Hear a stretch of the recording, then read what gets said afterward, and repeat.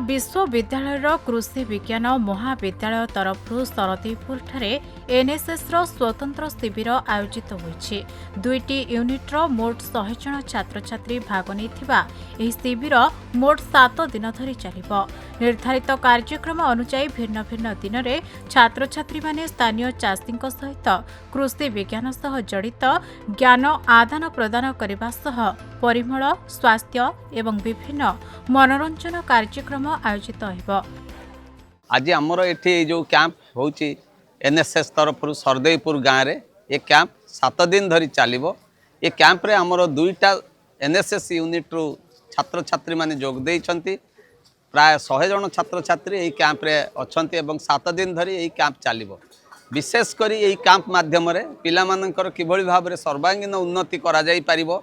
पिला माने पाठ पढ़ा संगे संगे केमिति अन्यान्य कल्चरल एक्टिविटीज और अन्यान्य समाज सहित केमिति मिसी पारिबे, गाँव रे लोक मान सहित मिसी पारिबे, तांको सहित आलोचना करी किभଳି भाबरे से माने कृषि रो उन्नति संगे संगे अन्य विषय मध्ये आलोचना करिवे। ग्रामगुड़िक सहित कैंपस को जोड़िबा एही कैंपस रो मुख्य लक्ष्य रहिबो। एही अवसर में शिविर प्रथम दिन में निशा निवारण बाबद एक सचेतनता शोभायात्रार मध्य आयोजन करा जायतिला। कैंप तो आरंभ है किंतु पिला मानकर बहुत इंटरेस्ट अच्छी गाँव में रही कैंप रे केमिति भाग नेबे, विभिन्न एक्टिविटी गुड़ाक करेइबे गाँव वालों एग्रीकल्चर तार सहित अन्य हेल्थ चेकअप प्रोग्राम अच्छी, विभिन्न अवेयरनेस प्रोग्राम गुड़ाक अच्छी सेटा करेंगे। से सब देखी मु खुशी। आगको सम हॉस्पिटल सहयोग रे स्वास्थ्य शिविर एवं स्थानीय अंचल रे वृक्षरोपण कार्यक्रम मध्य अनुष्ठित हेबो। सेहिभଳି परिवेश सुरक्षा, स्वच्छता और महिला सशक्तिकरण आदि कार्यक्रम को मध्य हाथ को नियाजिबो। मु अनुभव करुଥିଲି पिलामाने बहुत उत्साह सहित ए कार्यक्रम रे भाग नैछंती। एठी 7 दिन धरी से माने ग्रामवासी मान सहित रहिबे, तांकर सांस्कृतिक विनिमय हबो, सफा सुतरा करिवे, स्वास्थ्य शिविर करिवे। आ बड़ कथा हो जेहेतु कृषि महाविद्यालय छात्र छात्री से माने सेमानकर ए ग्रामर कृषक मान स्वतंत्र योजना करिसंती। तांको केमती नेचुरल फार्मिंग हबो, कीटनाशक बेसी पड़ोनी से ऊपर सचेतन करेबे। आउ फल चाष उपरे बा किचन गार्डन उपरे मध्य सचेतन करेबे। आज रही कार्यक्रम में एनएसएस आंचलिक निर्देशिका सरिता पटेल, राज्य एनएसएस अधिकारी डॉक्टर रमेश चंद्र बेहरा, कृषि विज्ञान महाविद्यालय dean professor Santosh Kumar Raut, SOA NSS bureau programme coordinator doctor Kamal Mahanta एवं कृषि विज्ञान महाविद्यालय NSS programme officer professor Saroj Kumar Mohanty प्रमुख मान्यगण्य व्यक्ति जोग देथिले।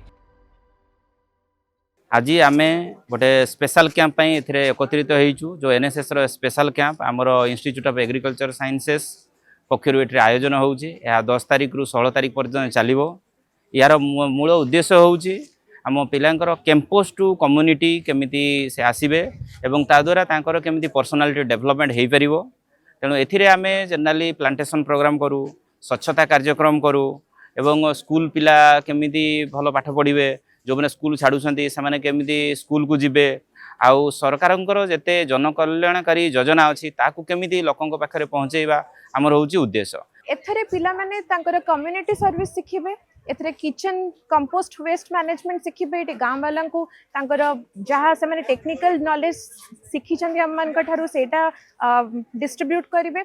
आउ most of all social service जोटा कि एनएसएस रा motto not me but you, Gandhi ji जो ब्रेन चाइल्ड सेटा एटा से माने प्रैक्टिकल यूटिलिटी तार डिस्ट्रीब्यूट करेंगे।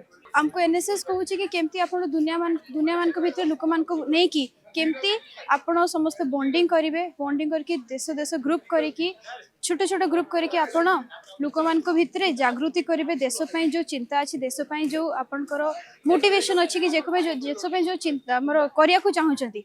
एनएसएस रो मेन काम होची देश पे आपण कोन करिया को चाहूँगी, निजे नुहे लोकों को नहीं कि कर आ निज पाई नुहे लोकों को पाई कर। एनएसएस रो मेन मोटो होची से। आउ आज आमर एनएसएस कैंप एठी लागिची सरदेपुर गाँव रे। आउ आमर एनएसएस रो मोटो हैला नॉट मी बट यू। आउ एठी आज आम आसिकी आमर क्लीनलीनेस प्रोग्राम करूछु, आउ ता सहित आमर ड्रग अवेयरनेस रैली करूछु, आउ प्लांटेशन ड्राइव भी करूछु। कृषि विज्ञान महाविद्यालयर छात्र छात्री सहयोग में महाविद्यालय NSS programme officer doctor Satyanarayan Satapathy एवं डॉक्टर श्वेता रथ यह कार्यक्रम आयोजन करथिले।